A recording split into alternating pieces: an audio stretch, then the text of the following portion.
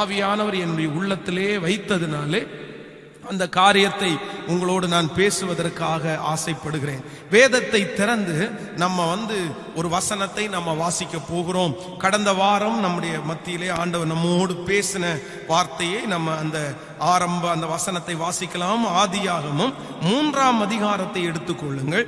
ஆதியாகமம் 3ஆம் அதிகாரம் 8வது வசனத்திலிருந்து 12வது வசனம் வரைக்கும் நாம் வாசிக்க போகிறோம். பகலிலே குளிர்ச்சியான வேளையிலே தோட்டத்தில் உலாவுகிற தேவனாகிய கர்த்தருடைய சத்தத்தை அவர்கள் கேட்டார்கள். அப்பொழுது ஆதாமும் அவன் மனைவியும் தேவனாகிய கர்த்தருடைய சத்தத்திற்கு விலகி தோட்டத்தின் விருட்சங்களுக்குள்ளே ஒளிந்து கொண்டார்கள். அப்பொழுது தேவனாகிய கர்த்தர் கூப்பிட்டு, நீ எங்கே இருக்கிறாய் என்றார். அதற்கு அவன், நான் தேவருடைய சத்தத்தை தோட்டத்திலே கேட்டு நான் நிர்வாணியாய் இருப்பதால் பயந்து ஒளிந்து கொண்டேன் என்றான். அப்பொழுது அவர், நீ நிர்வாணி என்று உனக்கு அறிவித்தவன் யார்? புசிக்க வேண்டாம் என்று நான் உனக்கு விலக்கின விருட்சத்தின் கனியை புசித்தாயோ என்றார். அதற்கு ஆதாம், என்னுடனே இருக்கும்படி தேவரீர் தந்த இந்த ஸ்திரீயானவள் அவ்விருட்சத்தின் கனியை எனக்கு கொடுத்தால் நான் புசித்தேன் என்றான். நன்றாய் கவனிங்கள் ஆண்டவருடைய பிள்ளைகளே. இந்த இடத்திலே நான் கடந்த வாரத்திலே உங்களுக்கு சொன்னது போல ஆதாமையும் ஏவாளையும் ஆண்டவர் படைத்து அவனை ஏதேன் என்கிற ஒரு தோட்டத்திலே ஆண்டவர் கொண்டு போய் வைத்தார். அந்த தோட்டத்திலே கொண்டு போய் வைத்து சில கனிகளை எல்லாம் ஆண்டவர் எல்லாத்தையும் புசிக்க சொல்லி ஒன்றை மட்டும் ஆண்டவர் புசிக்க கூடாது என்று அவனுக்கு கட்டளையிட்டார். ஆனால் சத்ருவாகிய சாத்தான் சர்ப்பத்தின் வழியாக வந்து ஏவாளோடு பேசி அந்த பழத்தை பறித்து தானும் புசித்து தன்னுடைய கணவனாருக்கும் கொடுத்தான். இப்பொழுது இருவரும் நிர்வாணியாக்கப்பட்டதை அறிந்தார்கள். தேவனுடைய மகிமையை அவர்கள் இழந்தார்கள். தேவனுடைய மகிமையை அவர்கள் இழந்த உடனே தினமும் ஆண்டவர் அவர்களோடு பேச வருகிறது போல அன்று வரும்போது ஆதாமேன்னு கூப்பிட்டாரு. ஆனா ஆதாம் ஆண்டவருடைய முகத்தை பார்க்க முடியாத அளவிற்கு அவன் தன்னை மறைத்து கொண்டான். ஆண்டவரே, நான் தவறு செய்து விட்டேன், நான் நிர்வாணியா இருக்கிறேன். அப்ப ஆண்டவர் அவனிடத்துல கேட்கிறாரு, நீ இந்த நிலைமைக்கு ஆளாகிறதற்கு யார் காரணம்? உன்னை நிர்வாணி என்று உனக்கு காண்பித்தவன் யார் அப்படின்னு சொல்லும் போது ஆதாம் உடனே சொல்லுகிறான், நீர் எனக்கு மனைவியாய் கொடுத்த இந்த ஏவாள் தான் காரணம் என்று அவங்க சொல்றாங்க. ஏவாளை பார்த்து ஆண்டவர் கேட்கிறார், யார் காரணம்? இந்த காரியத்தை என்னுடைய வார்த்தைக்கு நீ கீழ்ப்படியாமல் போகிறதற்கு யார் காரணம் என்று கேட்கும் போது ஏவாள் சொல்றாங்க, சர்ப்பம்தான் காரணம் அப்படின்னு. ஒருத்தருக்கு ஒருத்தர் அப்படியே தன்னுடைய காரியத்தை இன்னொருத்தர் மேல போடுறத அந்த இடத்துல வாசிக்கிறோம். ஒரு தேவனுடைய பிள்ளையினுடைய வாழ்க்கையிலேயே அவர்களுடைய வாழ்க்கையினுடைய தோல்விக்கு இல்லைன்னா நீங்கள் இவ்வளவு கஷ்டப்படுவதற்கு யார் காரணம் என்கிற ஒரு தலைப்பிலே கிட்டத்தட்ட இது 3வது வாரமாக இன்றைக்கு ஃபைனலா இதை சொல்லி நான் முடிக்க போகிறேன். யார் காரணம் என்கிறதை குறித்து நம்ம 3 வாரங்களாக தியானித்துக் கொண்டிருக்கிறோம். கடந்த 2 வாரங்களிலே உங்களுக்கு சொன்னேன், ஆண்டவரை பொறுத்த வரைக்கும் ஒரு தேவனுடைய பிள்ளையினுடைய வாழ்க்கையிலே அவர்கள் தங்களுடைய குற்றங்களை இல்லையென்றால் தங்களுடைய குறைகளை தங்களுடைய வாழ்க்கையிலே அவர்கள் கடந்து போகிற சில கஷ்டங்களை நான் தான் காரணம்னு ஒத்துக்கணும்னு ஆண்டவர் நினைக்கிறார். அதற்கு பல வசனங்களை உங்களுக்கு எடுத்துக்காட்டாய் சொல்லி பல பரிசுத்தவான்களுடைய வார்த்தையை உங்களுக்கு சொல்லி அவங்க எல்லாரும் சொல்லி இருக்கிறாங்க, ஆண்டவரே நான் தான் காரணம், இந்த தப்புக்கு நான் தான் காரணம், நான் விழுந்துட்டேன் ஆண்டவரே, என்ன தூக்கி எடுங்க ஆண்டவரே, இந்த ஒரு விசை மட்டும் எனக்கு இறங்குங்க ஆண்டவரே அப்படின்னு கேட்டபோது ஆண்டவர் மீண்டும் அவர்களுக்கு மகிமையை கொடுத்து ஆண்டவர் அவர்களை அலங்கரித்தார் என்று நம்ம கடந்த 2 நாட்களும் நம்ம 2 வாரங்களும் தியானித்தோம். ஆண்டவருடைய பிள்ளைகளே, உங்கள் வாழ்க்கையிலே ஒருவேளை எல்லாவற்றையும் இழந்திருக்கலாம், நீங்கள் ஒரு மிகப்பெரிய கஷ்டப்பட்டு கொண்டிருக்கலாம், உங்க வாழ்க்கையிலே துன்பத்தை நீங்கள் அனுபவித்துக் கொண்டிருக்கலாம்.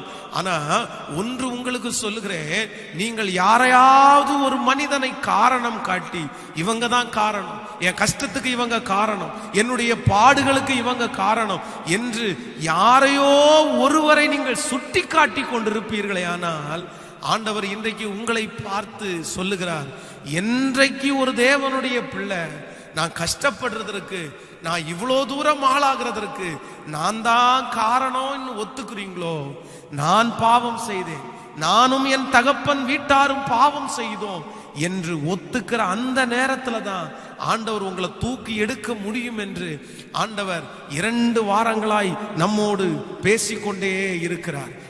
அந்த காரியத்தை உங்களுக்கு சொல்லி அதற்கு பிறகு ஒரு 2 காரியத்தை ஆண்டவருடைய சமூகத்திலே உங்களோடு கூட நான் பேசினேன். ஒரு தேவனுடைய பிள்ளை தன்னை எதனால் கெடுத்து கொள்ளுகிறார்கள். அதான் ஒரு மனுஷனுடைய வாழ்க்கையிலே அவர்கள் கஷ்டப்படுவதற்கு நிறைய பேருடைய வாழ்க்கையில அவர்கள் தான் காரணம். இவங்க என்னை ஏமாத்திட்டாங்க, அதனாலதான் நான் இப்படி போயிட்டேன். இவங்க என் மேல பொறாமப்பட்டாங்க, அதனாலதான் நான் இப்படி போயிட்டேன். இவங்க என்ன குறைச்சு பேசினாங்க, அதனாலதான் இப்படி போயிட்டேன். இப்படி சொன்ன எல்லாவற்றுக்கும் நான் 2 வாரம் கொடுத்த செய்தியிலே உங்களுக்கு விளக்கத்தை கொடுத்திருக்கிறேன். ஒருவேளை அதை அந்த 2 செய்தியை பார்க்காதவர்கள் கண்டிப்பாக இன்னொரு விசை அந்த செய்தியை நீங்கள் பாருங்கள். அது உங்களுக்கு மிகவும் பிரயோஜனம் உள்ளதா இருக்கும். அப்போ நம்பர் 1, முதலாவதாக ஒரு தேவனுடைய பிள்ளை தன்னை எதனாலே தன்னை கெடுத்து கொள்ளுகிறான் என்றால், முதலாவதாக ஒன்றை நான் உங்களுக்கு சொன்னேன். வேதத்திலே ஒரு சம்பவத்தை உங்களுக்கு காண்பித்து நான் உங்களுக்கு சொன்னேன். அந்த வசனத்தை மீண்டுமாக நம்ம வாசிக்க போகிறோம். 1 சாமுவேலின் புஸ்தகத்திலே 18ஆம் அதிகாரத்தை நம்ம எடுத்துக்கொள்ளுவோம். 1 சாமுவேல் 18ஆம் அதிகாரத்திலே நாம் 7வது வசனத்தையும் 8வது வசனத்தையும் நாம் வாசிக்கும் போது, அந்த ஸ்திரீகள் ஆடி பாடுகையில் சவுல் கொன்றது 1000, தாவீது கொன்றது 10000 என்று முறையாக பாடினார்கள். நன்றாய் கவனிங்கள் ஆண்டவருடைய பிள்ளைகளே. நான் கடந்த வாரத்திலிருந்து ஒரு தேவனுடைய பிள்ளை தன்னை எதனாலே கெடுத்து கொள்ளுகிறான் என்கிற அந்த காரியத்தை ஒரு மனுஷனை உங்களுக்கு கம்பேர் பண்ணி, அதாவது தேவன் முதலாவதாக ராஜாவாய் ஏற்படுத்தின அந்த சவுலுடைய வாழ்க்கையை உங்களிடத்துல சொல்லி உங்களுக்காக அந்த வார்த்தையிலிருந்து பேசிக்கொண்டே இருக்கிறேன். சவுலை ஆண்டவர் ஒரு பெரிய ராஜாவாய் ஆண்டவர் அவனை அலங்கரித்தார். கழுதையை தேடும்படியாக வந்த அவனை ஆண்டவர் இஸ்ரவேல் ஜனங்களுக்கு ஒரு மிகப்பெரிய முதல் ராஜாவாக ஆண்டவர் அவனை அங்கீகரித்தார். ஆனால் அவனுடைய வாழ்க்கையில அநேக வருடங்கள், அவனுக்கு குறித்திருக்கிற வருடங்கள் வரைக்கும் அவன் அந்த ராஜ்யபாரத்துல நிக்கல.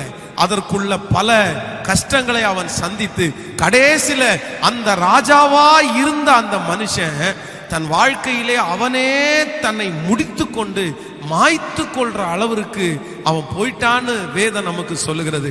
எதனால இவன் தன்னை அழிச்சிட்டான், ஏன் இந்த நிலைமைக்கு ஆளாயிட்டான் அப்படின்னா அவனுடைய வாழ்க்கையை நம்ம கம்பேர் பண்ணும்போது பார்க்கும்போது மிகவும் ஆச்சரியமா இருக்கும். நம்பர் 1, முதலாவதாக இந்த சவுல் ராஜா தன்னை எதனாலே கெடுத்து கொண்டார் என்றால், அவருடைய வாழ்க்கையிலே வந்த ஒரே ஒரு தோல்வி. அந்த ஒரு தோல்வி அவனை கடைசி வரைக்கும் எழும்ப விடாம, அவனுடைய வேலையை செய்ய விடாமல், அவன் யார் என்கிறதை மறக்க பண்ணி அவனை முடிச்சு போட்டுச்சு அப்படின்னு பரிசுத்த வேதாகமும் சொல்லுகிறது. இதைத்தான் முதல் நாள் உங்களுக்கு செய்தியாக நான் கொடுத்தேன். ஃபர்ஸ்ட் செக்ஷன்ல இதான் நான் பேசினேன். ஒரு தேவனுடைய பிள்ளையினுடைய வாழ்க்கையில உங்களை நீங்களே அழிச்சுக்காதீங்க. தன்னைத்தானே அழிக்கிற முதல் சக்தி என்ன அப்படின்னா, உங்களுக்குள்ள சில பேருடைய வாழ்க்கையில ஒரே ஒரு தோல்வி உங்களை அழிச்சிரும் பிரதர், ஒரே ஒரு தோல்வி உங்களை அழிச்சிரும் சிஸ்டர். அந்த ஒரு மனிதனுடைய மரணம், அந்த ஒரு பிள்ளையினுடைய மரணம், அந்த ஒரு மனிதன் ஏமாற்றின ஏமாற்றம், அந்த ஒரு இடத்துல வந்த அவமானம், அந்த ஒரு இடத்துல வந்த நிந்த, அந்த ஒரு மனுஷன் நம்மளை குறிச்சு பேசின அந்த பேச்சு, இந்த ஒரே ஒரு தோல்வியை பார்த்து இதுக்கு மேல நான் வாழ்ந்தேன்னு, இதுக்கு மேல இந்த உலகத்துல நல்ல பேர் எடுத்தேன்னு, இந்த உலகத்துல சம்பாரிச்சு என்ன பிரயோஜனம் அப்படின்னு சொல்லி நிறைய பேர் தங்களை ஒதுக்கி கொள்றதுனால அவங்கள நிறைய பேர் கெடுத்து வச்சிருக்கிறாங்க. யாரோ ஒருத்தரிடத்துல ஆண்டவர் இன்னைக்கு பேசிக்கொண்டே இருக்கலாம். மறுபடியும் நான் உங்களுக்கு சொல்றேன், ஒரு தோல்வியை பார்த்துட்டு நீங்க விழுந்து போறதற்கு நீங்க வரக்கூடாது, நீங்க விழுந்து போக கூடாது. ஒரு தோல்வி அல்ல, 1000 தோல்விகளை பார்த்தாலும் ஒரு தேவனுடைய பிள்ளை எழும்பி நிக்கணும், எழும்பி நிக்கணும், எழும்பி நிக்கணும். உங்களுக்கு தெரியும், நம்முடைய தேசத்திலே ஒரு மிகப்பெரிய சயின்டிஸ்டா இருக்கிறவர் பலாயிரக்கணக்கான தோல்விகளை சந்தித்து அவரை பார்த்து ஒரு நாள் கேட்டார்களாமா, இத்தனை தோல்விகளை நீங்கள் சந்தித்தீர்களே, உங்கள் மனசு என்ன சொல்லிச்சு அப்படின்னு கேட்கும்போது அவர் சொன்னாராமா, ஒவ்வொரு தோல்வியும் எனக்கு தோல்வி அல்ல, இந்த மாதிரி ஒரு காரியத்துல இதை உண்டாக்க முடியாது என்கிறத நான் கற்றுக்கொண்ட ஒரு பாடம் தானே தவிர அது தோல்வின்னு நான் சொல்ல மாட்டேன்னு.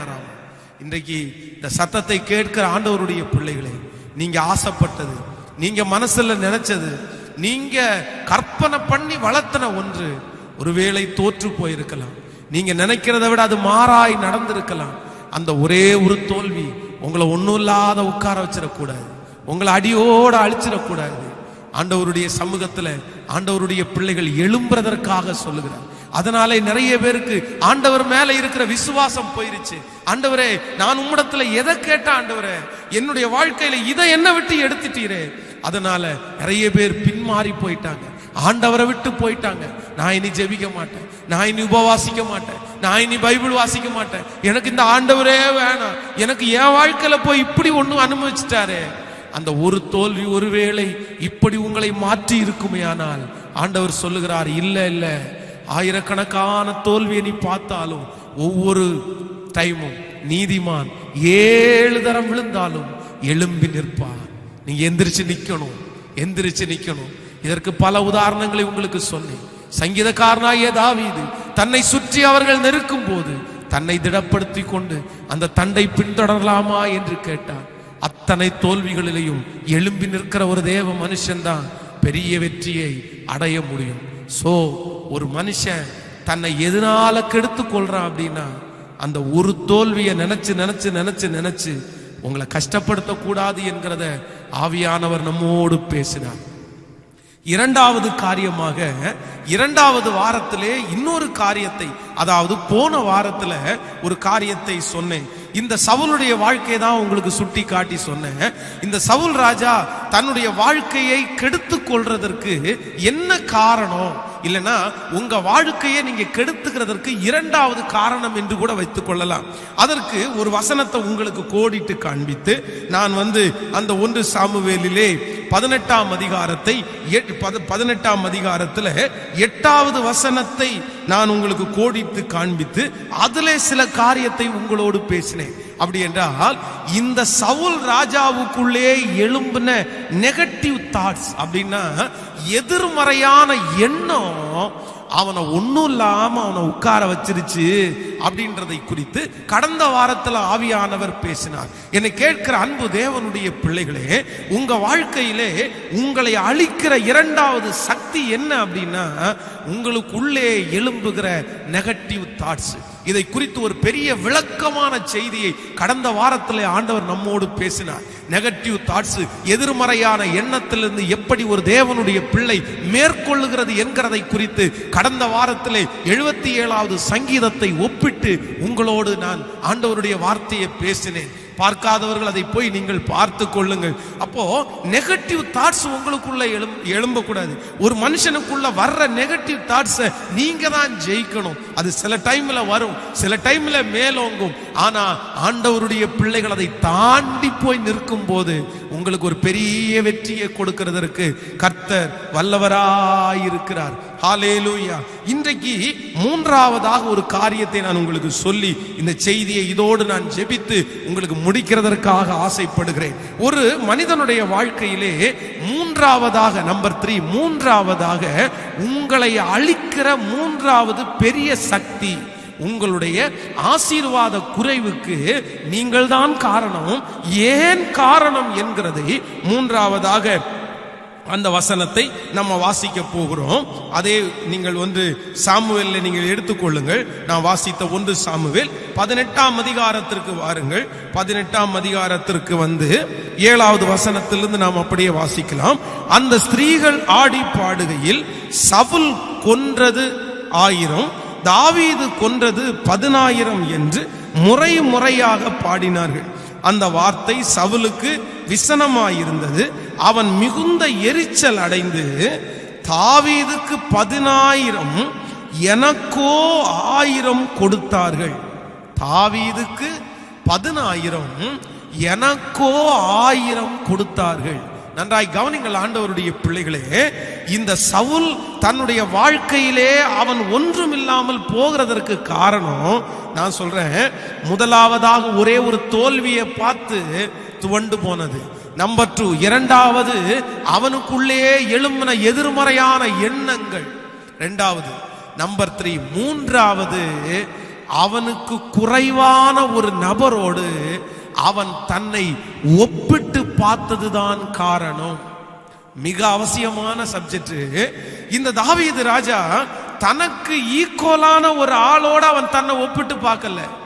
இவன் ஒரு பெரிய ராஜா, இவனுக்கு நிறைய மதிப்பு இருக்கிறது, இவனுக்கு நிறைய அதிகாரத்தை ஆண்டவர் கொடுத்திருக்கிறாரு. ஆனா தாவீது இப்ப ஜெயிச்சவன், இப்பதான் அவன் ஜெயிச்சுட்டு வந்தான். அவன் ஒரு பெரிய ஆளெல்லாம் கிடையாது. அவனுடைய வாழ்க்கையிலே, சவுலுடைய வாழ்க்கையிலே இதற்கு முன்பாக பலாயிரக்கணக்கான வெற்றி. ஆனா தாவீதிற்கு இதுதான் முதல் வெற்றி. அவனோட சேர்த்து இவனை கம்பேர் பண்ணக்கூடிய அவசியமே இல்லை. இவன் எந்த விதத்திலும் கம்பேர் பண்ண வேண்டிய அவசியமே இல்லை. ஆனா இவ்வளோ பெரிய ராஜா சாதாரணமான அந்த ஒரு சின்ன தாவீது, ஆடுகளை மேய்த்து கொண்டிருக்கிறவன், ஒரே ஒரு ஜெயத்தை பார்த்தவன், அவனுடைய வாழ்க்கையில இன்னும் போக வேண்டியது எத்தனையோ இருக்கிறது. தாவீது பட வேண்டிய பாடுகள் இன்னும் எத்தனையோ இருக்குது. தாவீது செய்ய வேண்டியது இன்னும் எத்தனையோ இருக்குது. ஆனா அந்த ஒரே ஒரு ஜெயத்தை பார்த்த உடனே இந்த ராஜா தாவீதோட கம்பேர் பண்றாரு. தாவீதுக்கு 10,000 கொடுத்தாங்க, எனக்கோ 1000 கொடுத்தாங்க. அவனுக்கு நிறைய இருக்கு, எனக்கோ இவ்வளவுதான் இருக்குது. அவன் அப்படி இருக்கான், நான் இப்படி இருக்கேன். அவன் எப்படி இருக்கான், நான் இப்படி இருக்கிறேன். உங்க வாழ்க்கையில ஒன்று சொல்ற ஆண்டவருடைய பிள்ளைகளே, உங்களை அழிக்கிற மூன்றாவது மிகப்பெரிய சக்தி என்ன அப்படின்னா, மற்றவர்களோட நீங்க கம்பேர் பண்ணி பார்த்துட்டீங்கன்னா உங்களுடைய வாழ்க்கையில உங்களை தூக்கி எடுக்கவே முடியாதுங்க. தூக்கி எடுக்கவே முடியாதுங்க. 5 விரல் இருக்குன்னா இந்த 5 விரலும் ஒரு மாதிரி இல்லவே இல்லை. இந்த 5 விரலும் ஒன்னு குண்டா இருக்குது, ஒன்னு நீளமா இருக்குது, ஒன்னு குட்டையா இருக்குது. ஆனா இந்த 5 விரல்களுக்கும் 5 வேலை இருக்குது. இதுல ஒரு விரல் ஒருவேளை போயிடுச்சுன்னு வைங்களேன், என்னதான் இருந்தாலும் இந்த ஒரு விரல் போயிடுச்சு, அடுத்த 4 விரலையும் வச்சு நம்ம அட்ஜஸ்ட் பண்ணலாம். ஆனா இந்த ஒரு விரல் செய்கிற வேலையை இந்த 4 விரல்களும் செய்யவே முடியாது. 5ஐயும் ஆண்டவர் ஒன்னா படைக்கல. இந்த உலகத்துல உங்களோட அவங்க படிச்சிருக்கலாம், உங்களோட அவங்க வாழ்ந்து கொண்டிருக்கலாம், உங்க கம்பெனில அவங்க வேலை செய்து கொண்டிருக்கலாம், உங்க தெருவில் அவங்க குடியிருக்கலாம். அவர்களை விட நீங்க பெரிய படிப்பாளிகளா இருக்கலாம், அவர்களை விட நீங்கள் சமுதாயத்தில் உயர்ந்தவர்களா இருக்கலாம். ஆனா ஏதோ ஒரு விதத்துல அவர்களுக்கு ஒரு ஆசீர்வாதம் அதிகமாகும் போது ஆண்டவருடைய பிள்ளைங்க நிறைய நேரத்துல அவர்களோட உங்களை கம்பேர் பண்ணிடவே கூடாது. ஐயோ அவன் கார் வாங்கிட்டான், ஐயோ அவன் இடம் வாங்கிட்டான், ஐயோ அவன் கல்யாணம் பண்ணிட்டான், ஐயோ அவனுக்கு இப்படி ஆயிருச்சு. நிறைய பேரு மற்றவர்களோட தன்னை ஒப்பிட்டு பார்த்து பார்த்து பார்த்து அவன் மட்டும் நல்லா இருக்கிறான், அவனுக்கு மட்டும் நிறைய கிடைச்சிருச்சு, அவனுக்கு மட்டும் எல்லாம் கிடைச்சிருச்சு, எனக்கு ஒன்னும் போடலையே, எனக்கு ஒன்னும் கிடைக்கலையேன்னு சொல்லி தங்களுடைய தாழ்வை நினைத்து கவலைப்பட்டு கவலைப்பட்டு தன்னுடைய எதிர்காலத்தையே வீணடிக்கிற நிறைய பேரை என் ஊழியத்துல நான் பார்த்திருக்கிறேன். இந்த சவுல் ராஜா செய்த மூன்றாவது மிகப்பெரிய தவறு, தன்னை அவன் எதனால அழித்து கொண்டான் என்றால் தாவீதோட போய் கம்பேர் பண்ண. ராஜா என்னப்பா, என்ன ராஜா நீ போய் தாவீதோட உன்னை கம்பேர் பண்ணலாமா? நீ எவ்வளவு பெரிய ஆளு, நீ எவ்வளவு பெரிய ராஜா, உனக்கு எவ்வளவு ஆசீர்வாதங்கள் இருக்குது. நீ சொன்னா எத்தனை பேர் வந்து நிப்பாங்க, நீ சொன்னா அத்தனை ஆயிரம் பேர் உனக்காக என்ன வேண்டும் என்றாலும் செய்வார்கள். நீ என்ன சாப்பாடு வேணாலும் சாப்பிடலாம், நீ எங்க வேணாலும் டிராவல் பண்ணலாம். ஆனா அந்த பையன் இப்பதான் புதுசா வந்திருக்கிறான், அவனோட சேர்த்து உங்களை கம்பேர் பண்ணலாமா அப்படின்னு கேட்டா வாய்ப்பே இல்லைங்க. இன்றைக்கு ஆண்டவர் இந்த ஜெபத்துல இருக்கிற யாரோ ஒருத்தர்கிட்ட பேசிட்டே இருக்கிறாரு. மகளே மகனே, நீ சாதாரணமான ஒரு நபரோடு கம்பேர் பண்ணிட்டு இருக்கிறியா? ஆண்டவர் உன்னை எவ்வளவு பெரிய பொசிஷன்ல உட்கார வச்சிருக்கிறார். ஆண்டவர் உன்னை எவ்வளவு பெரிய மகிமையில உட்கார வச்சிருக்கிறாரு. அவனுடைய வாழ்க்கையில் அந்த ஒரே ஒரு ஆசீர்வாதத்தை பார்த்த உடனே அவனுக்கெல்லாம் நடக்குதே ஆண்டவரே, அவனுக்கெல்லாம் செய்யறீங்களே ஆண்டவரே, எனக்கு மட்டும் ஏன் இப்படி செய்யலன்னு சொல்லி கர்த்தரை பார்த்து முறுமுறுக்கிற தேவனுடைய பிள்ளையை ஆண்டவர் உன்னை பார்த்து தான் சொல்லுகிறார். அவனை விட ஆண்டவர் உங்களை விசேஷமானவர்களா தானே வச்சிருக்கிறாரு. அவங்களை விட உங்களை உயர்த்தி தானே வச்சிருக்கிறாரு. அவர்கள் ஒரு விதத்துல முன்னாடி இருந்தாலும் பின்னாடி எத்தனை கஷ்டப்பட்டு இருக்கிறாங்க, பின்னாடி எவ்வளவு வலிகள் அவர்களுக்கு இருக்கிறது. அந்த ஒண்ணு மட்டும் தான் அந்த மனுஷன் ஜெயிச்சிருக்கிறான். ஆனா நிறைய தோல்வியில் அவருடைய வாழ்க்கை இருக்குது. ஆனா உங்களுக்கு அப்படி அல்ல, பலாயிரம் ஜெயங்கள் இருக்கிறது, ஒரே ஒரு தோல்வி மட்டும் தானே இருக்குது. அத போய் அவர்களோட சேர்ந்து கம்பேர் பண்ணி ஆண்டவரை தூசிச்சு உங்க வாழ்க்கையே மறுதலிச்சு, நான் அவங்கள போல அழகா இல்ல, நான் அவங்கள போல கலரா இல்ல, நான் அவங்கள போல திறமசாலியா இல்ல, நான் அவங்கள போல படிக்கல, அவங்கள போல எங்க அம்மா அப்பா நல்லவங்க இல்ல, அவங்கள போல நான் கார்ல போகலன்னு சொல்லி நீங்க எத்தனை நாளைக்கு இந்த தாழ்வோட இருப்பீங்க? ஆண்டவர் இன்றைக்கு இந்த ஜெபத்துல இருக்கிற ஒரு சிலரை எச்சரிக்கிறார். நீங்க வெகு சீக்கிரமா வெளியே வந்துருங்க. உங்களையே நீங்க அழிச்சிருங்க. உங்களையே நீங்க அழிக்காதிருங்க. ஒரு மனுஷனுடைய வாழ்க்கையிலே தன்னை அழிக்கிற மிகப்பெரிய சக்தி என்ன அப்படின்னா, அவங்கள கம்பேர் பண்ணி பார்க்கிறது.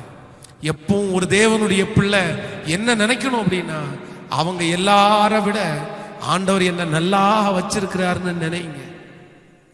எப்போ இந்த எண்ணம் உங்களுக்குள்ள வருகிறதோ அப்பதாங்க ஆண்டவர் உங்க பட்சத்துல நிற்பாரு. அதான் ஒரு சோதனை வரும்போது நம்மை விட நல்லா இருக்கிறவங்கள பார்க்கறத விட நம்மளை விட குறைஞ்சவங்கள பார்க்கறது தாங்க நல்லது. சில நேரத்துல சில மனிதர்கள் தங்களுக்கு சோதனை வரும்போது தன்னை விட நல்லா இருக்கிறவங்கள பார்ப்பாங்க. அவங்க பாருங்க எப்படி இருக்காங்க, அவங்க பாருங்க எவ்வளவு ஜாலியா இருக்காங்க.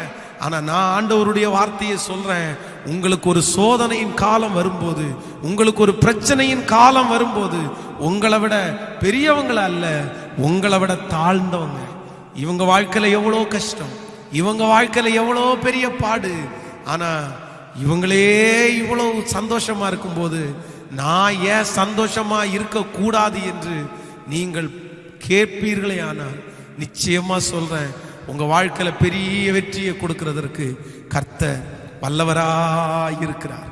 கைகளை உயர்த்தி ஒரு ஹல்லேலூயா சொல்லுங்க.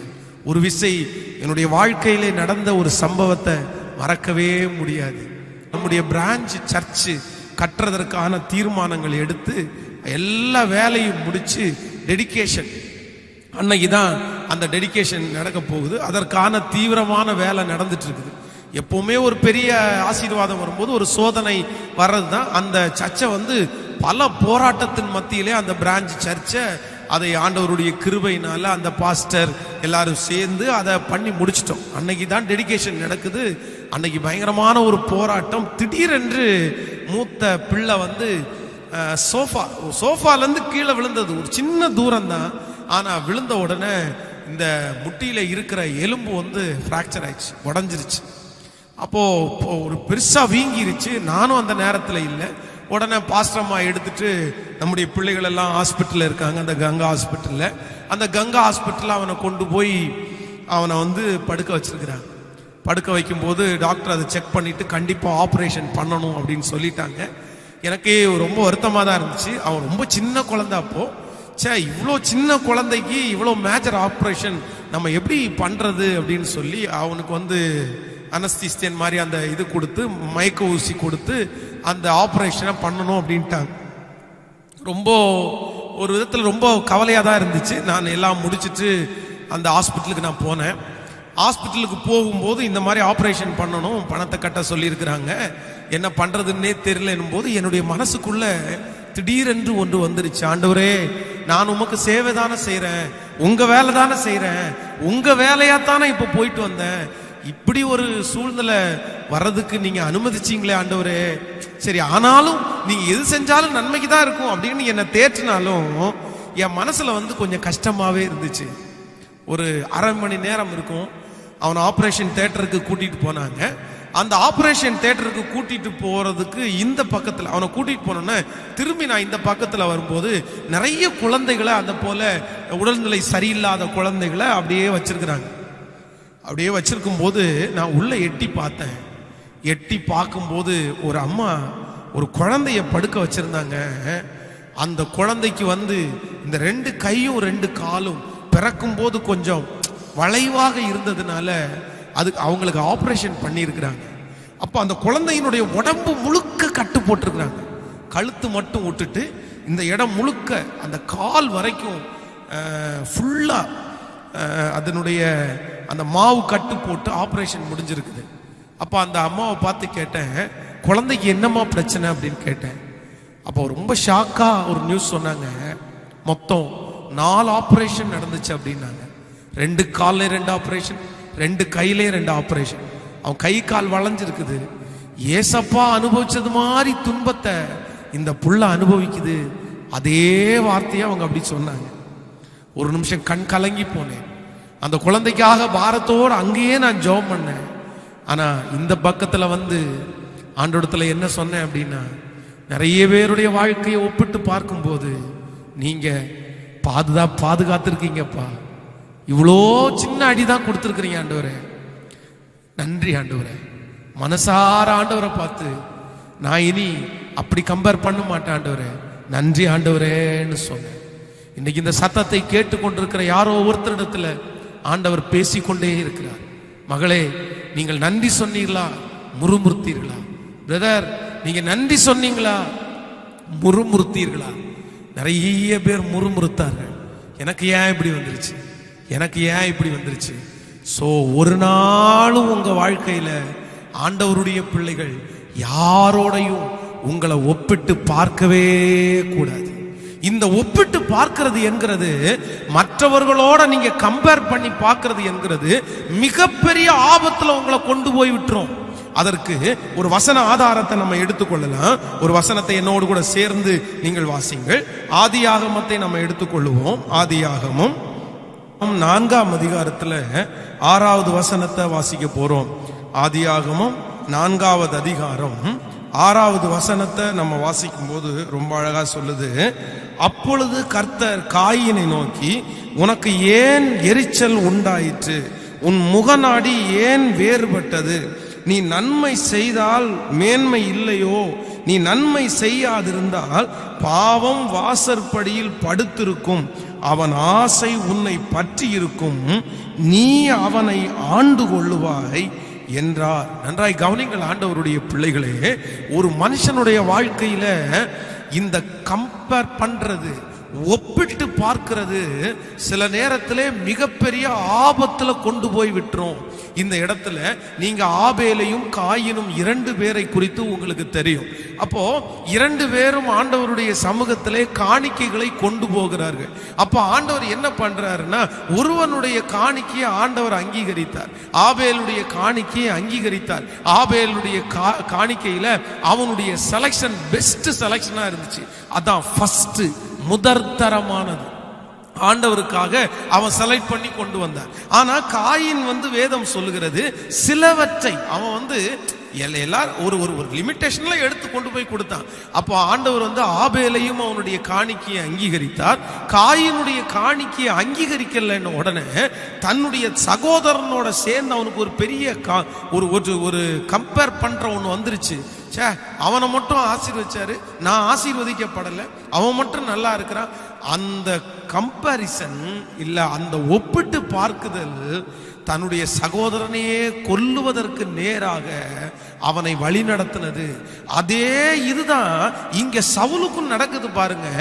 தாவீதை அவன் கம்பேர் பண்ணி பார்க்கிறதுக்கு எதுவுமே இல்லை, ஆனா அவனோட அவன் ஒப்பிட்டு பார்த்ததுனால வாழ்நாள் முழுக்க, தன்னுடைய ராஜ்யபார காலம் முழுக்க எப்படியாவது தாவீதை கொல்லணுன்றதுக்காகவே தன்னுடைய நாட்களையே முடிச்சிட்டான் சவுல்.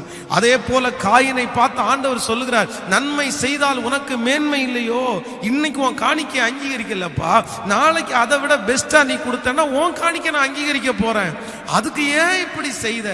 சோ நம்முடைய வாழ்க்கையில ரொம்ப கவனமா இருக்க வேண்டியது, உங்க வேலை ஸ்தலத்திலேயா இருக்கலாம், உங்க குடும்ப வாழ்க்கையா இருக்கலாம், அண்ணன் தம்பியினுடைய வாழ்க்கையா இருக்கலாம், இல்லை என்றால் நம்முடைய ஃப்ரெண்ட்ஸ் சர்ச்சுக்கு முன்பாக இருக்கலாம். அவன் மட்டும் நல்லா இருக்கான், அவன் மட்டும் மேல வந்தான், நான் ஏன் இப்படி இருக்கிறேன்னு ஒரு நாளும் ஆண்டவருடைய பிள்ளைங்க மற்றவர்களோட உங்களை கம்பேர் பண்ணவே பண்ணாதீங்க. நீங்க ஒரு ஸ்பெஷல். நீங்க சிறியவர்களா இருக்கலாம், பெரியவர்களா இருக்கலாம். நீங்க சின்ன ஊழியத்தை செய்யலாம், பெரிய ஊழியத்தை செய்யலாம். நீங்க கோடி கணக்காய் சம்பாதிக்கலாம், நீங்க 100 ரூபாய் சம்பாதிக்கலாம். நீங்க அவங்க கலர் உள்ளவர்களா இருக்கலாம், நீங்க கலர் இல்லாதவங்களா இருக்கலாம். அவங்களுக்கு கார் இருக்கலாம், உங்களுக்கு இல்லாம இருக்கலாம். ஆனா ஒண்ணு மட்டும் நீங்க நினைச்சுக்குங்க, உங்களுடைய படைப்புல நீங்க ஒரு ஸ்பெஷல். நீங்க ஒரு ஸ்பெஷல். நீங்க இல்லாம அந்த காரியத்தை செய்யவே முடியாது. உங்களுக்குள்ள 1000 மைனஸ் இருந்தாலும் 1000 பிளஸ் உங்களுக்குள்ள இருக்குது.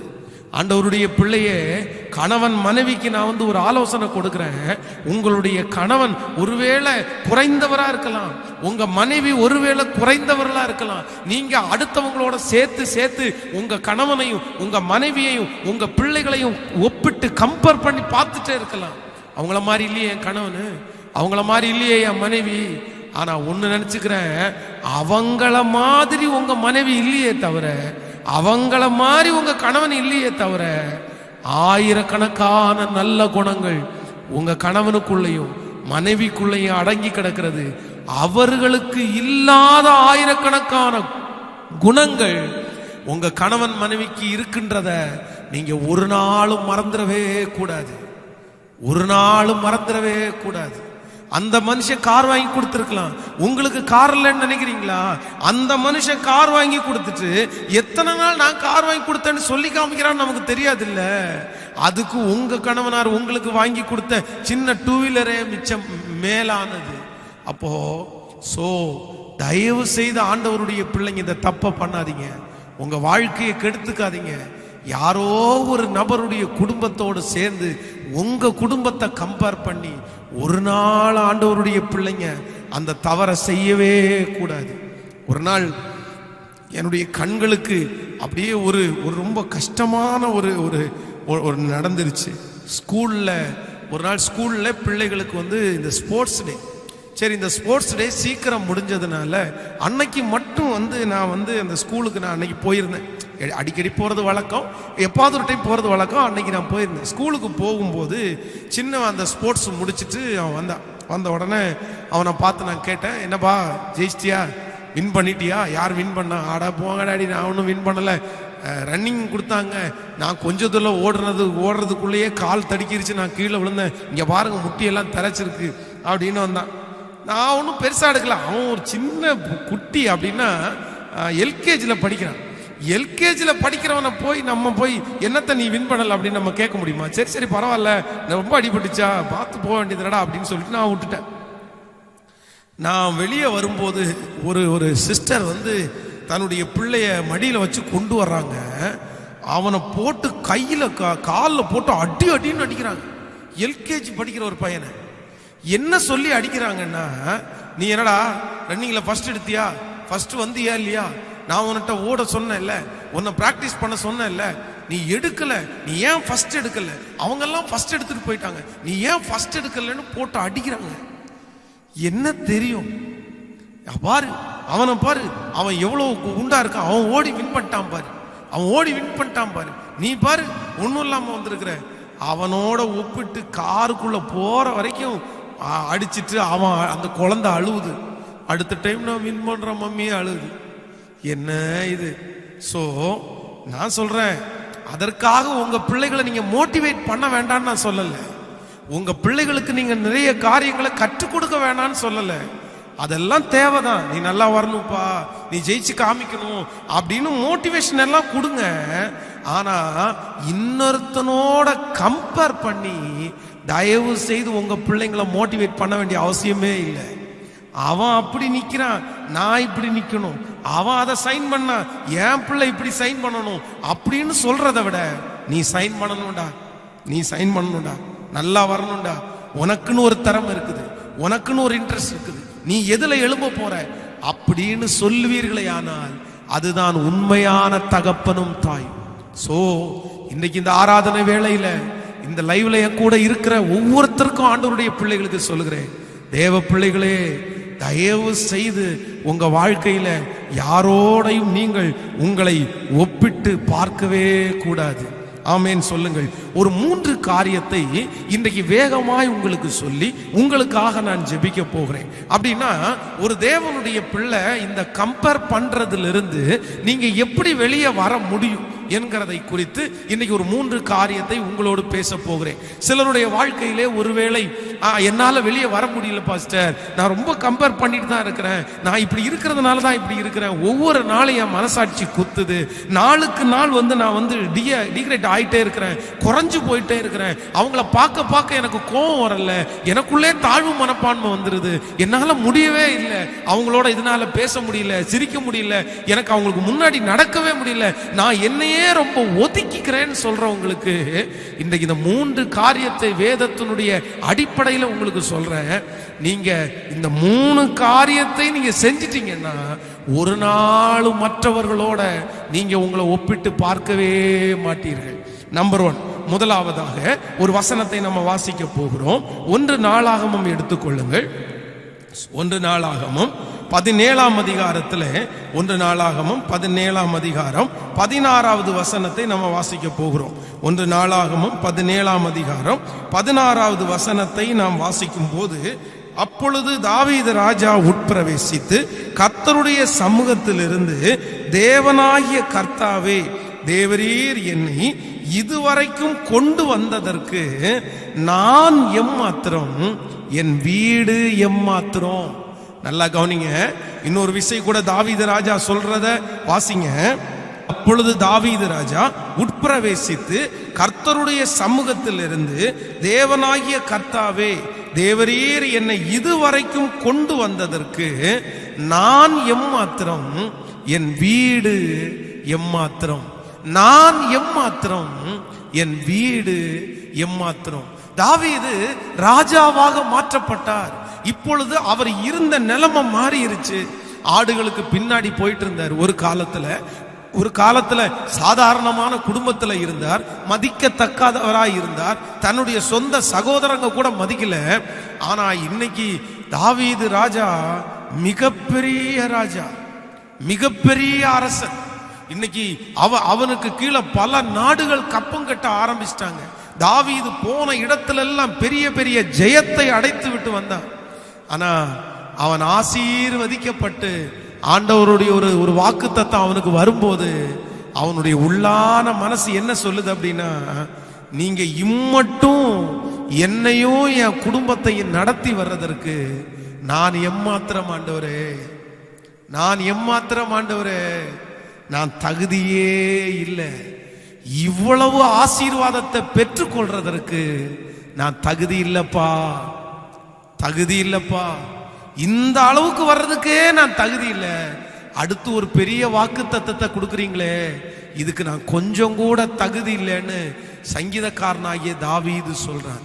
நம்பர் 1, முதலாவதாக ஒரு தேவனுடைய பிள்ளைங்க மற்றவங்களை கம்பேர் பண்ணி நீங்க உங்களை அழிச்சுக்கிறீங்களா, நீங்க அதிலிருந்து வெளியே வர்றதற்கு முதல் ஆலோசனை என்ன அப்படின்னா, நன்றாய் கவனிங்கள்.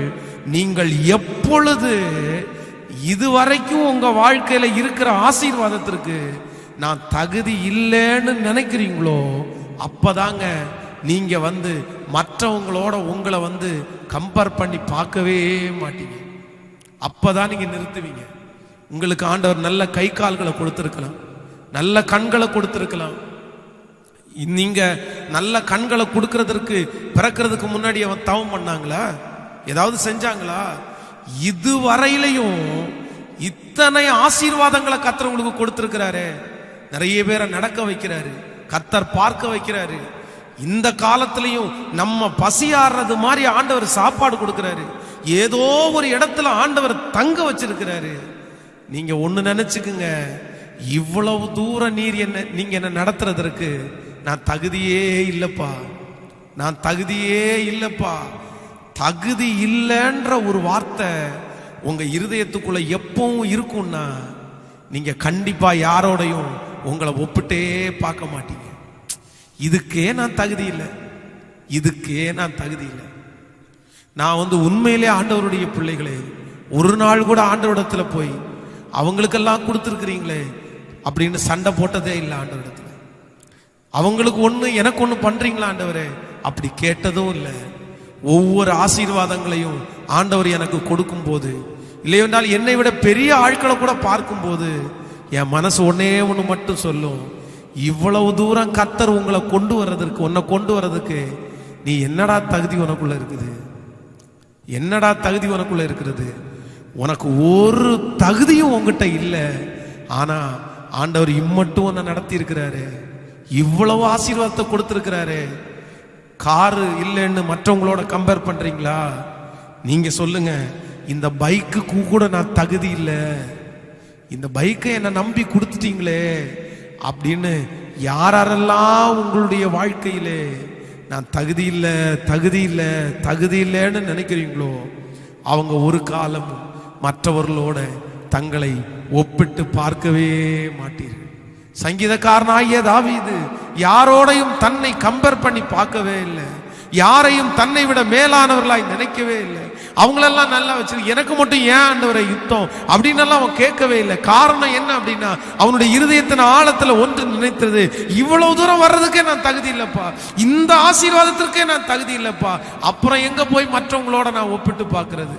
நீங்க இந்த ஜபத்துல இருக்கிறவங்க எத்தனை தவறு, எத்தனை ஆண்டவருக்கு பிரியமில்லாத வழிகள், எத்தனை பின்மாற்றங்கள், ஆனா இத்தனையும் இருந்த போதிலும் ஆண்டவர் இவ்வளவு தூரம் உங்கள் ஜீவனை காப்பாற்றி உங்களை கிருபையாய் நடத்தி உங்களுக்கு ஆசைப்பட்ட வீடு, ஆசைப்பட்ட வாகனங்கள், இவ்வளவு தூரம் நீங்க நடந்து வர்றதற்கு, இவ்வளவு தூரம் நீங்க ஆசீர்வதிக்கப்படுறதற்கு யார் காரணம் சிஸ்டர், பிரதர்? யார் காரணம்? உங்க தகுதி காரணமா? நீங்க தகுதி இருந்தனால நீங்க அந்த வீட்டில் இருக்கிறீங்களா? நீங்க தகுதி இருந்தனால இந்த சம்பாத்தியத்தை சம்பாதிக்கிறீங்களா? நீங்க தகுதி இருந்தனால நீங்க சாப்பிடுறீங்களா? இல்லவே இல்லை, இல்லவே இல்லை. ஆண்டவர் உங்க மேல வச்ச பெரிய தயவு, ஆண்டவர் உங்க மேல வச்ச பெரிய இரக்கம், ஆண்டவர் உங்க மேல வச்ச பெரிய கிருபை. சோ எல்லாரும் கையை உயர்த்தி சொல்லுங்க, நான் எம்மாத்திரம் ஆண்டவரே. முழு பலத்தோட சொல்லுங்க, ஆண்டவரே நான் எம்மாத்திரம், நான் எம்மாத்திரம்ப்பா, நான் எம்மாத்திரம். மற்றவர்களோட கம்பேர் பண்ற ஒவ்வொரு நிமிஷமும் நீங்க கம்பேர் பண்ணாம இருக்கிறதுக்கு ஒரே ஒரு வார்த்தை தான், நான் எம்மாத்திரம்.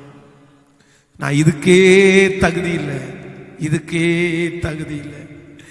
நான் எம்மாத்திரம் ஒரு பொருட்டாய் எண்ணுவதற்கு, நான் எம்மாத்திரம் ஒரு பொருட்டாய் எண்ணுவதற்கு, காலை தோறும் கண்ணோக்கி பார்க்கிறீ, காலை தோறும் கண்ணோக்கி பார்க்கிறீ, நிமிடம் தோறும் விசாரித்து மகிழ்கிறீ, நிமிடம் தோறும் விசாரித்து மகிழ்கிறீ. உமக்கே ஆராதனை, உயிருள்ள நாளெல்லாம் சொல்லுங்க, உமக்கே, உமக்கே ஆராதனை, உயிருள்ள நாளெல்லாம். ஹல்லேலூயா. மற்றவங்களோட ஒப்பிட்டு பார்க்கும்போது அதிலிருந்து வெளியே வரணும்னு நினைக்கிற ஒரு தேவனுடைய பிள்ளை ஒன்னு செய்யுங்க. ஃபர்ஸ்ட், நான் எம்மாத்திரம், இதுவரையிலும் என்ன நடத்துறதுக்கு எம்மாத்திரம், இதுக்கே நான் தகுதி இல்லைன்னு சொல்லுங்க. அடுத்தவங்களோட நிச்சயமா நீங்க உங்களை கம்பேர் பண்ணவே மாட்டீங்க.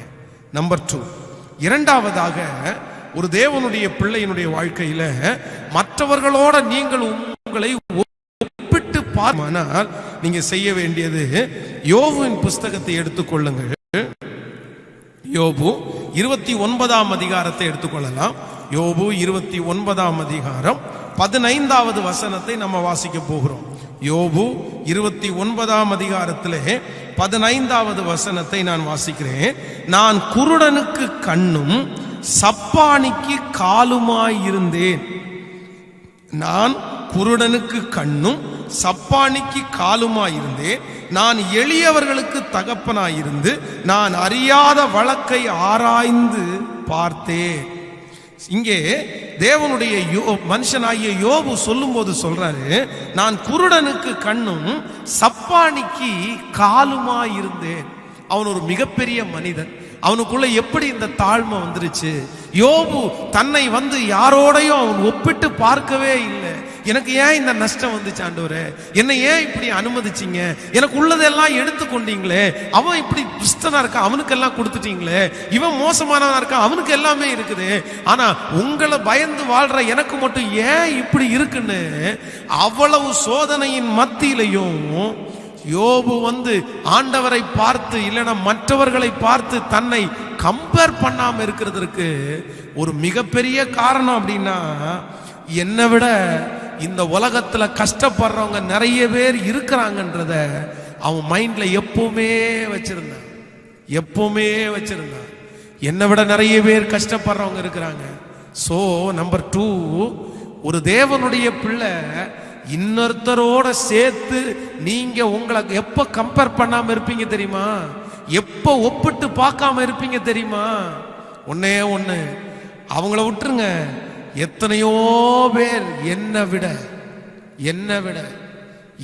விட கஷ்டப்படுறவங்க நிறைய பேர் இருக்கிறாங்க.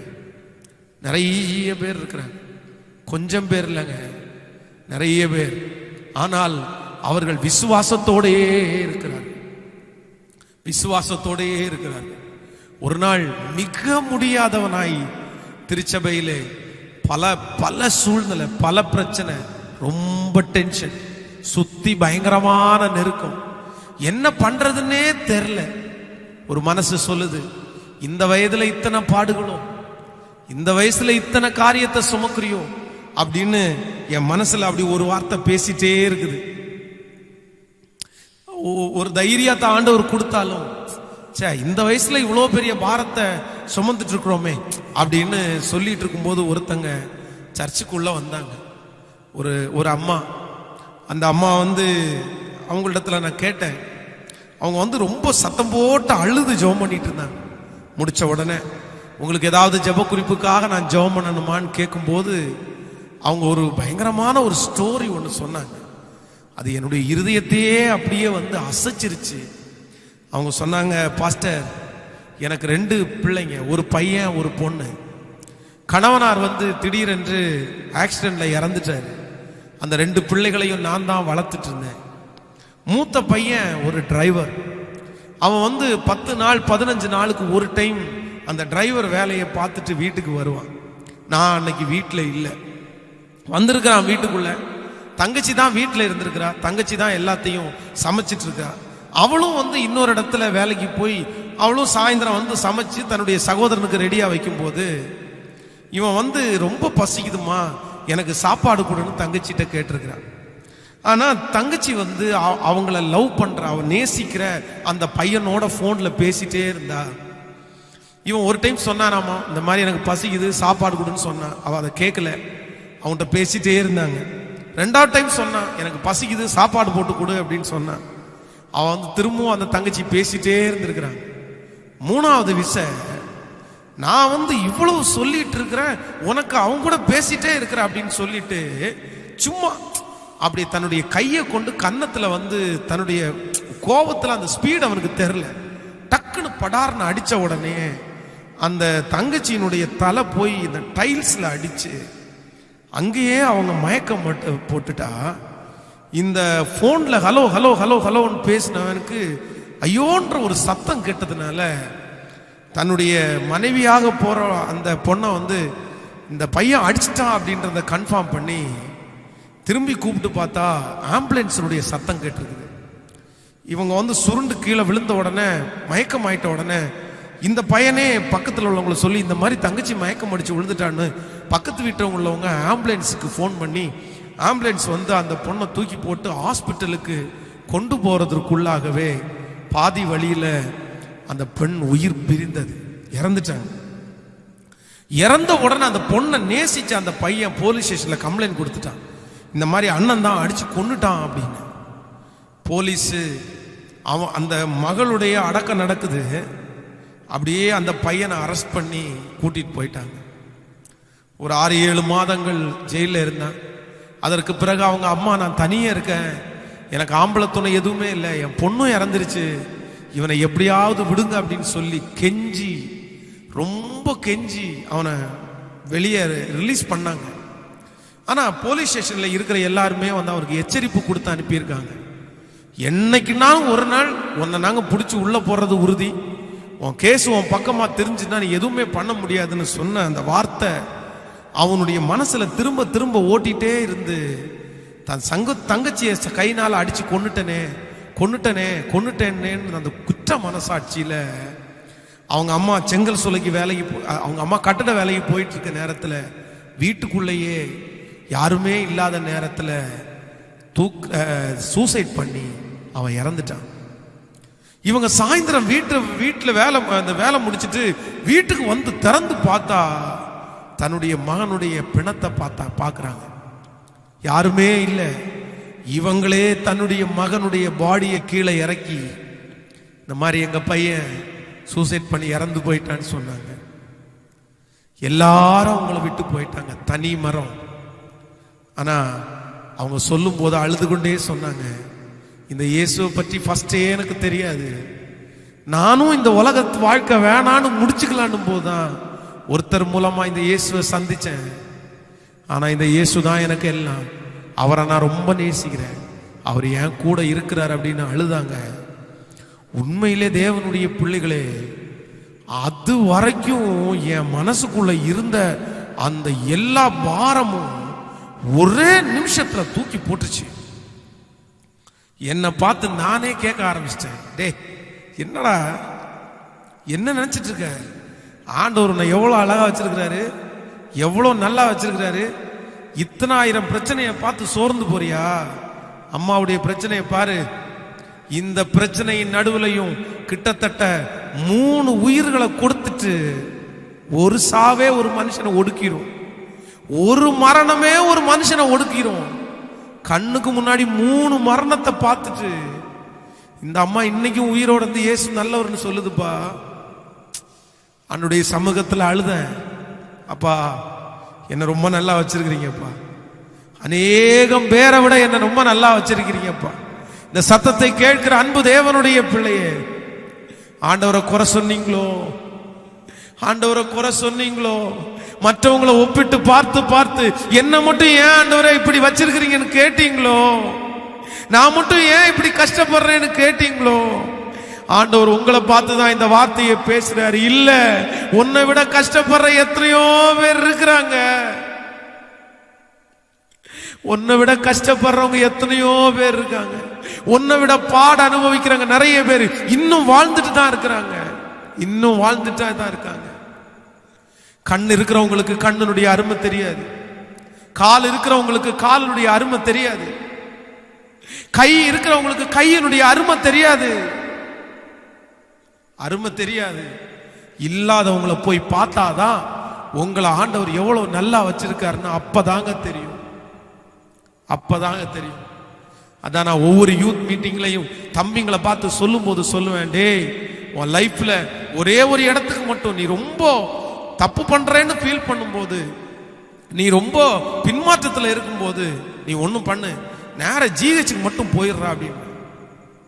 நீ ஜிஹெச்சுக்கு மட்டும் போயிட்டு எல்லா டிபார்ட்மெண்ட்டையும் ஒரு டைம் சுத்திட்டு நீ வந்திருப்பா, கண்டிப்பா நீ வரும்போது மாறிதான் வருவேன். ஜிஹெச்ல ஒவ்வொருத்தரும் படுகிற வேதனையை பார்க்கும்போது, கடவுள் நம்ம நல்லா வச்சிருந்தோம், இவருக்கு பிரியமா வாழ முடியலையே என்ற ஒரு எண்ணம் மட்டும்தான் அவனுக்கு வரும், எண்ணம் மட்டும்தான் வரும். இன்றைக்கு இந்த சத்தத்தை கேட்டுக்கொண்டிருக்கிறேன் தேவ பிள்ளைய, இந்த ஞாயிற்றுக்கிழமை ஆராதனையில் இருக்கிற தேவனுடைய பிள்ளைய, மனம் சலித்து போனாயோ, ஆண்டவர் உங்களுக்காக தான் பேசுறாரு, உங்களுக்காக தான் பேசுறாரு. உங்களுக்கு ஆண்டவர் கொடுத்திருக்கிறார்ல, கண்ணு கொடுத்திருக்கிறார்ல. ஒருத்தர் சாட்சி சொல்லும் போது, டாக்டர்கிட்ட போன 30,000 ரூபாய் செலவு. அப்பதான் நினைச்சோம், வாழ்க்கையில நமக்கு ஆண்டவர் எவ்வளவு சுகத்தை பலத்தை கொடுத்து வச்சிருக்கிறார், எவ்வளவு சுகத்தை கொடுத்து வச்சிருக்கிறாரு. கிறிஸ்தவ பேரண்ட்ஸோட இருக்கிற பிள்ளைகளுக்காக சொல்றேன். ஒவ்வொரு பிள்ளைங்களும் ஒருவேளை இன்னைக்கு இந்த சத்தியத்தை இந்த சர்ச்சில் அட்டென்ட் பண்ற பிள்ளைங்க கேட்டுட்டு இருப்பீங்கன்னா, அப்பா உனக்கு நல்ல சாப்பாடு இன்னைக்கு இருக்குப்பா, நீ கேட்கிற வாகனம் உனக்கு இருக்குப்பா, உன் கையில செல்போன் இருக்குதுப்பா, நீ பசிக்குதுன்னு சொல்ற உடனே சாப்பாடு வருதுப்பா. எத்தனையோ பேரை விட ஆண்டவர் உன்னை நல்லா வச்சிருக்கிறாரு, உன்னை நல்லா வச்சிருக்கிறாரு, உன்னை நல்லா வச்சிருக்கிறாரு. இன்னும் நீ ஆண்டவரை துக்கப்படுத்திடாத. சோ இந்த ஜெபத்தில் இருக்கிற எல்லாரும் இரண்டாவதாக உன்னை மறந்துடாதீங்க. நீங்க மற்றவங்களை ஒப்பிட்டு பார்க்கும்போது நீங்க நினைக்க வேண்டியது, என்னை விட கஷ்டப்படுறவங்க இந்த உலகத்துல நிறைய பேர் இருக்கிறாங்கன்றத உங்க மனசுக்குள்ள வந்துட்டாலே நீங்க ஆண்டவரை முறுமுறிக்க மாட்டீங்க. நீங்க மற்றவங்களை கண்டிப்பா கம்பேர் பண்ணி பார்க்கவே மாட்டீங்க. உங்களை விட பெரியவங்களை நீங்க ஒப்பிட்டு பார்க்கவே மாட்டீங்க, ஒப்பிட்டு பார்க்கவே மாட்டீங்க. நீங்க பைக்குக்காக ஒப்பிட்டு பார்க்கும்போது சைக்கிள்ல ஒருத்தர் போயிட்டு இருக்கான்றதை மறந்துடாதீங்க. நீங்க சைக்கிளோட ஒப்பிட்டு பார்க்கும்போது ஒருத்தர் நடந்து போயிட்டு இருக்கிறார்ன்றதை மறந்துடாதீங்க. நீங்க நடந்து போயிட்டு இருக்கும் போது ஒன்ன மறந்துடாதீங்க, கை கால் இல்லாம கையில தவழ்ந்து போறவங்க இருக்கிறாங்கன்றதை நீங்க மறந்துடாதீங்க. உங்களை விட கஷ்டப்பட்டவங்களை நீங்க நினைச்சு பார்த்தீங்கன்னா கண்டிப்பா யாரோடையும் நீங்க கம்பேர் பண்ணவே மாட்டீங்க. நம்பர் 3, மூன்றாவது இந்த காரியத்தை சொல்லி உங்களுக்காக ஜெபித்து முடிக்க போகிறேன். ஒரு தேவனுடைய பிள்ளை யாரிடத்திலையும் நீங்க கம்பேர் பண்ணாம இருக்கிறதுக்கு மூன்றாவது ஒரு காரியம், லூக்கா எழுதின சுவிசேஷத்தை எடுத்துக்கொள்ளுங்கள். லூக்கா எழுதின சுவிசேஷத்துல 17ஆம் அதிகாரத்தை எடுத்துக்கொள்ளலாமா? லூக்கா எழுதின சுவிசேஷம் 17ஆம் அதிகாரத்துல 5வது வசனத்தை நான் வாசிக்க போகிறோம். சேர்ந்து வாசிக்கலாம். அப்பொழுது அப்போஸ்தலர் கர்த்தரை நோக்கி, எங்கள் விசுவாசத்தை வர்த்திக்க பண்ண வேண்டும் என்றார்கள். அதற்கு கர்த்தர், கடுகளவு விசுவாசம் உங்களுக்கு உண்டாயிருந்தால் நீங்கள் இந்த காட்டத்தி மரத்தை நோக்கி, நீ வேரோடே பிடுங்கப்பட்டு கடலிலே நடப்படுவாயாக என்று சொல்ல அது உங்களுக்கு கீழ்ப்படியும். நம்பர் 3, மூன்றாவதாக ஆண்டவருடைய பிள்ளைகளே, நீங்கள் மற்றவர்களை விட கம்பேர் பண்றத எப்ப நிறுத்துவீங்கன்னா, அவர்கள் அளவிற்கு மாற நான் எதை வளர்க்க வேண்டும் என்று நீங்க நினைக்கிறீங்களோ அப்பதான் நீங்க கம்பேர் பண்றதை நிறுத்துவீங்க. ஒரு மனுஷனோட நீங்க உங்களை ஒப்பிட்டு பாக்குறீங்க அப்படின்னா நீங்க என்ன நினைக்கணும் அப்படின்னா, அந்த மனுஷனோட ஒப்பிட்டு பார்க்கும்போது அவர்களை விட நான் நல்ல நிலைமைக்கு வர்றதற்கு நான் எதை வளர்க்கணும், எந்த ஆசீர்வாதம் எனக்கு வேணும், நான் எதை நல்லா ஸ்பீடா செய்யணும், இவ்வளவு மணி நேரம் ஒர்க் பண்ணணுமா, இந்த காரியத்துல எல்லாம் இது பண்ணணுமா, அவர்களோட நான் பெருசா வர்றதற்கு இந்த மாதிரி காரியங்களை செஞ்சா நான் வருவேனா என்கிறதை ஒப்பிட்டு பார்க்கணுமே தவிர வேற நீங்க செய்யக்கூடாது. அதான் சீடர்கள் ஆண்டவரிடத்துல கேட்கிறாங்க, எங்க விசுவாசத்தை வர்த்திக்க பண்ணுங்க, பெருக பண்ணுங்க. சோ இன்றைக்கு இந்த ஆராதனையில இருக்கிற ஆண்டவருடைய பிள்ளைகள் கேளுங்க, ஆண்டவரே எனக்கு முன்பாக ஒரு பரிசுத்தவான் இருக்கிறாரு, எனக்கு முன்பாக பெரிய ஊழியத்தை செய்கிறவங்க. நான் சொல்றேன், நான் இன்றைக்கு இந்த பலிபீடத்தில் நிக்கிறேன்னா கர்த்தருடைய ஊழியத்தை செய்யும் போது நான் நினைக்கிறேன், என்னை விட எவ்வளோ மகிமையான ஊழியம் செய்த பரிசுத்தவான்கள், ஆயிரக்கணக்கான லட்சக்கணக்கான பேரை ஆயத்தப்படுத்துறவங்க, அப்பா அவங்கள மாதிரி ஆயத்தப்படுத்துற ஒரு நாள் எனக்கு வேணும், அவங்கள மாதிரி பெரிய ஊழியத்தை நான் செய்யணும் அப்படின்னு என் ஓட்டத்தை வேகமா ஓடிட்டு இருக்கிறேன். ஓடிட்டு இருக்கும் போது நான் என்ன நினைக்கிறேன் அப்படின்னா, அவங்க அவ்வளோ உயர்வை பார்க்கறதுக்கு எத்தனை மணி நேரம் ஜெபம் பண்ணாங்க, அவங்க அவ்வளோ பெரிய உயர்வை பார்க்கறதுக்கு எத்தனை மணி நேரம் பிரசங்கம் பண்ணாங்க, அவங்க எத்தனை ஹார்ட் ஒர்க்க பண்ணாங்க, எத்தனை மணி நேரம் அவர்கள் அலைஞ்சாங்க. நானும் இதை விட அதிகமாய் நான் செய்வேனே, ஆனால் அந்த டார்கெட்டை அடைகிறதற்கு கர்த்தர் எனக்கு பலன் தருவாருன்னு அப்படி நான் எப்பெல்லாம் நினைக்கிறேனோ அப்பதான் ஆண்டவர் என்னை அவர்களை விட மேலாய் உயர்த்துவார், அவர்களை விட மேலாய் உயர்த்துவார். தேவனுடைய மனுஷன், அபிஷேகம் பண்ணப்பட்ட சவுல் தன் வாழ்க்கையில விழுந்து போனதான். தாவீது இத்தனை சவுல் கொன்றது 1000, தாவீது கொன்றது 10000 பாடுறாங்களே, அவன் 10000 பெற்றுக்கொள்றதுக்கு என்ன செஞ்சான்? நம்மளும் அவனை மாதிரி விசுவாசமாகணும், நம்மளும் அவனை மாதிரி ஆண்டவரை நெருங்கணும், நம்மளும் ஆண்டவரை பிடிக்கணுன்ற எண்ணத்தை விட்டுட்டு அவங்க மேல பொறாமப்படுறதுனால எந்த பிரயோஜனமும் இல்லை. அவங்கள பார்த்து ஒப்பிட்டு ஒன்றும் இல்லாம போறதுக்கு எந்த தகுதியும் இல்லை. ஆண்டவருடைய பிள்ளைகளை ஏன் அப்படி செய்யணும்? அவங்கள பார்த்து நீங்க ஒன்றும் இல்லாம ஏன் போறீங்க? அவங்கள விட இன்னும் செய்யறதற்கு எங்க விசுவாசத்தை வர்த்திக்க பண்ணும். ஹல்லேலூயா. இன்றைக்கு இந்த ஃபைனல் டே பிரேயர், இன்றைக்கு இந்த செய்தியை நான் முடிக்க போகிறேன். நீங்கள் இதுவரைக்கும் கஷ்டப்படுவதற்கு யார் காரணம்? யார் காரணம்? அந்த காரியத்தை இந்த 3 வாரமாக ஆண்டவர் நம்மோடு பேசிக்கொண்டே இருக்கிறார். ஆண்டவருடைய பிள்ளைகளே, இன்றைக்கு ஆண்டவர் தெளிவாய் பேசினார். உங்களை அழிக்கிற 3வது பெரிய சக்தி நீங்க கம்பேர் பண்ணி பார்க்கவே கூடாது. ஹல்லேலூயா. கைகளை உயர்த்துங்க பார்க்கலாம். தேவ சமூகத்திலே முடிந்தவர்கள் எல்லாம் முழங்காலில் நில்லுங்க, முடியாதவர்கள் எழும்பி நின்று கொள்ளுங்க. ஆண்டவர் இன்னைக்கு உங்களோடு பேசி இருப்பாரே. ஆனால் கைகளை உயர்த்தி, நான் இன்னும் வளரக்கூடிய கிருபை எனக்கு தாங்கப்பா. ஹல்லேலூயா. ஒரு நாளும் வீணாகாது நான் ஓடும் ஓட்டம், நான் செய்யும் ஜெபம் ஒரு நாளும் வீணாகாது, ஒரு நாளும் வீணாகாது. சொல்லுங்க பார்க்கலாம். தொடர்ந்து ஓடு, விட்டு விடாதே, ஜெபம் செய்வதை நீ மறந்து விடாதே.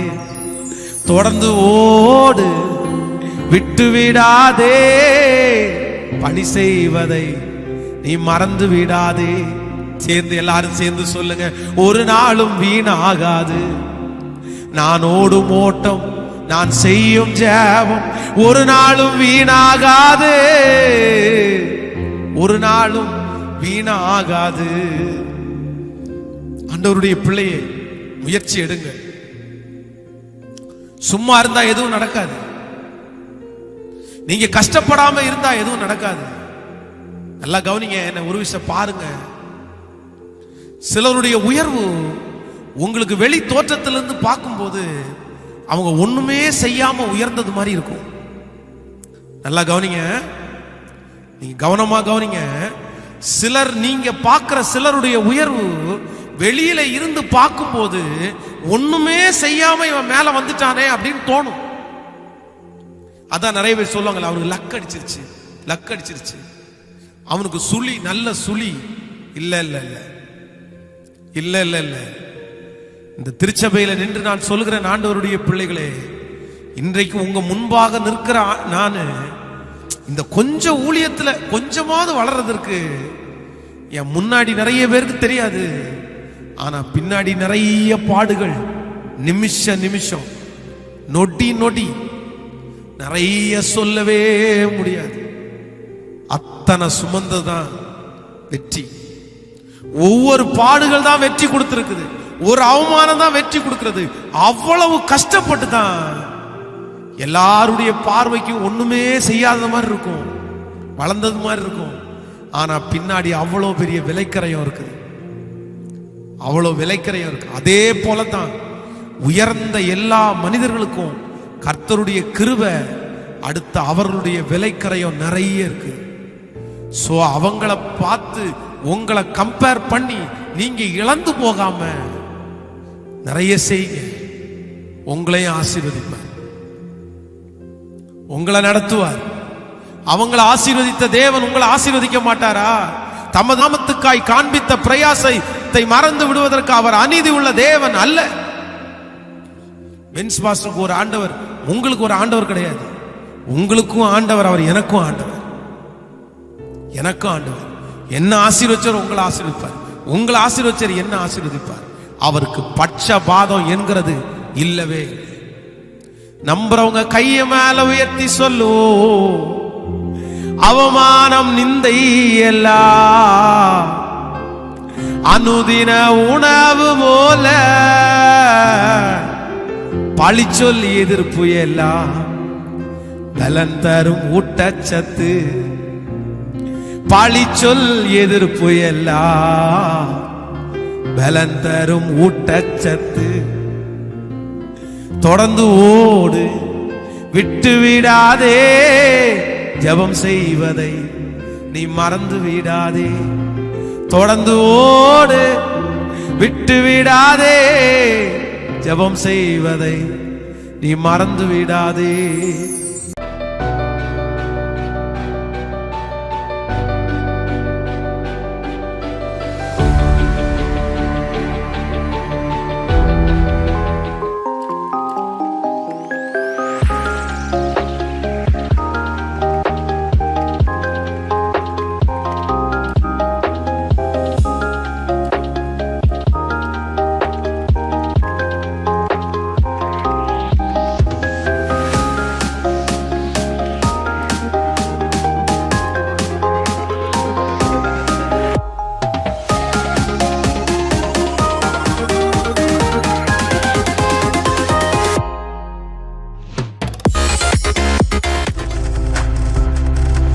நீங்கள் பார்த்து கொண்டிருப்பது உங்கள் ஜாய் டிவி. உங்கள் துக்கம் சந்தோஷமாய் மாறும்.